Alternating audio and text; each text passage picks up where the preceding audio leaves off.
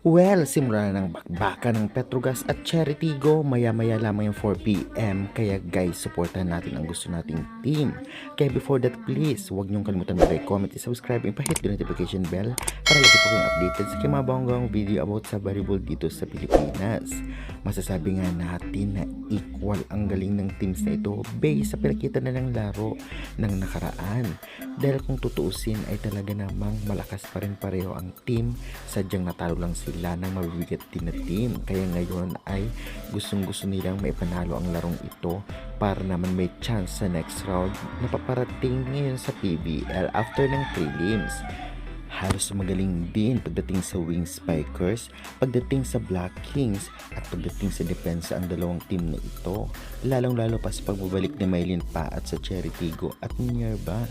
Ngunit dito naman sa Petrogas, naglaron din si MJ Phillips. Siyempre may Brooke Bansikil at Import.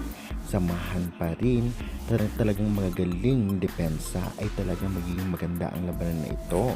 Well, maghalimaw na nga kaya ngayon ang import ng Cheritigo samantalang ang import ng Petrogas ni si Van der Wide ay talagang ginagalingan every game. Kaya naman ngayon masasaksihan natin ang kanilang performance.